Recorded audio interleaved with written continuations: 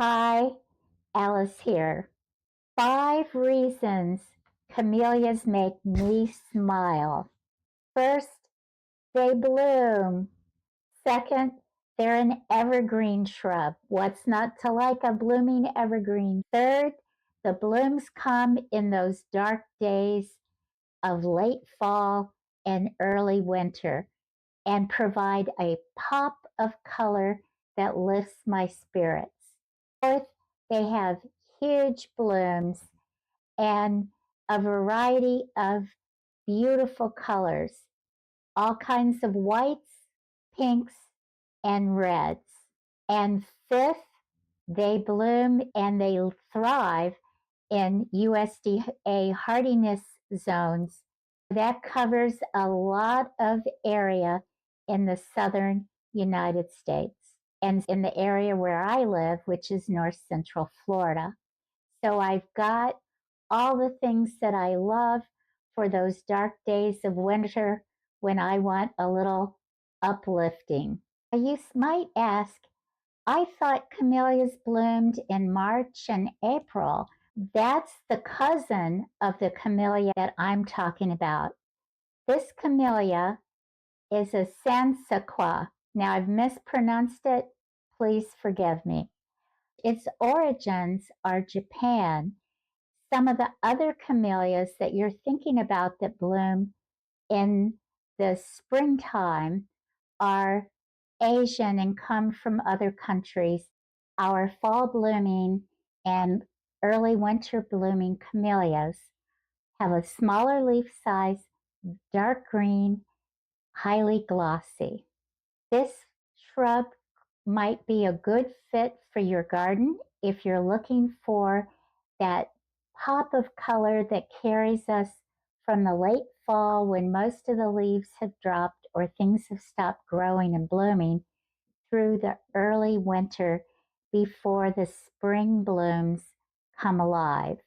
If you want one of these camellias, or you already have one in your yard, stay tuned for the gardening tips and information so that you can choose the plant that's going to be a good fit for your yard and you can create the garden that you love. We're getting close to camellia time, and if you're looking for different varieties of camellias to try in your garden, this is a wonderful nursery because they have so many different varieties. You'll see the picture on the cards, but again, like with the azaleas, it's best to try and buy your camellia when it's blooming so you can be sure that the blooms on your plant are true to what the picture looks like. These are the japonicas, and they will bloom mid to late seasons. Occasionally, what can happen is when you've got the japonicas, we can have a frost and then you lose your buds. So, a lot of people enjoy the Susquehanna. Here's an old fashioned favorite, the Yuletide. It's single, it's not the big double blooms or triple blooms that you're used to. A great hardy plant and a good bloomer. And I've had it in my yard, I just don't have it at my new house. Here are some of the varieties that can do well here, and you can see the different types of blooms. And the open-faced ones, the pollinators have some excess, and you can get some bee action. And if there are any butterflies that are still flying at the time that these open, which are frequently in November, here's the big semi-double, all different kinds of varieties and colors. And this is not all, they have many, many varieties. Before I go shopping, I'm trying to discipline myself to use the 6 criteria that I've developed for selecting the plant that will work with the growing conditions that I have and also with what I like to see when I look outside my windows or I'm walking around in my garden. The first three criteria are sun, soil, and water.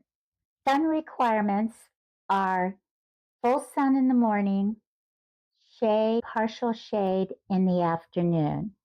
They need the sun in order to bloom. The soil requirements are acidic soil, and by that I mean a pH of 5.0 to 6.5.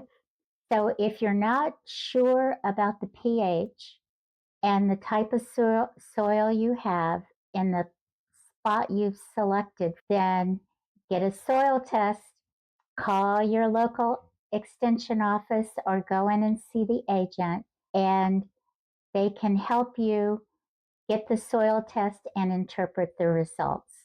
The third criteria that I use is water requirements. Camellias need moderate amount of water, similar to the azaleas that I talked about in a previous video. They have a shallow root system and they need at least 1 inch of water per week when they're blooming and 1 inch of water every 10 to 14 days. That'd be like every week and a half to 2 weeks the rest of the time.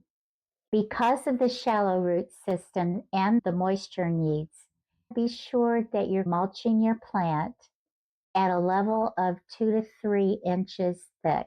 This helps retain the moisture and protect the roots from drying out. Number 4 criteria would be bloom time. When you're selecting your plant, the camellias, you've got 2 kinds of species to choose from, plus the native species. You want to decide, do you want fall blooms? Do you want something that blooms around the holiday season and early into winter? Or would you rather have your blooms in the springtime or the summer? For me, I wanted something for those dark days of winter, and I'm choosing the fall blooming. Number 5 criteria is bloom color. The choices are a white, a pink, or a red. Consider what colors you've already got if you already have some other kinds planted. Do you want something to complement the color that you currently have? If you have a hot pink, would you like a white, or do you want another shade of the pink so that they blend and don't clash? The last criteria, number 6, is the bloom form. That means, is it a single petal, a single bloom, or a semi-double? Most of the fall blooming camellias are either single or semi. Many cultivars are available for both color and the bloom. One reason I lean towards the single bloom is I want to be sure that any late flying bees have access to the nectar and pollen, as well as any late flying butterflies. I believe some of the semi doubles that are not too tightly packed, you'll also be native friendly. I love having a shrub that it can bloom, is evergreen, pollinator friendly, and blooms in the dark days of winter. I chose a Yuletide, and maybe you guessed that when I was walking through looking at the different camellias at Nobles Nursery. Let's go take a look at it. It would be a specimen plant, and I could see it from the kitchen door. I'm behind the plant near the fence, and the kitchen is over there. It's a nice view, and I have blooms. We've had several days of frost. While the blooms are not black or brown, they are stressed. But the plant is holding up well. The plant has smaller evergreen leaves. When we planted it, I made the hole 2 to 3 times the size of the root ball, and we did plant it about an inch above the soil level. With the rains, you can see that it's settled a little bit, but it's not low. It's still in a good position. And I'm trying to keep the mulch back from stems. When we have the big rains and we get runoff, I come out and make sure that things are pulled back from the base. I don't want it to rot and get any kind of disease. This is the mini pine bark nuggets that I like. I have them at about 2 to 3 inches around the plant so that the root system, it'll be protected from both cold and also it'll help retain moisture. What's been the result of following my criteria? My plant is thriving. It started blooming a couple of weeks ago, so I'm looking forward to continued blooms through the holiday. It's a joy just to look out the window and see blooms covering the plant. I am happy about my choice, and camellias make me smile. Thanks for watching. If you enjoyed the video, thumbs up, greatly appreciated. If you have comments, please leave them below. And here's some videos that you may enjoy watching next. If you've not yet subscribed, please subscribe. Garden Yay! Greatly appreciated. See you soon.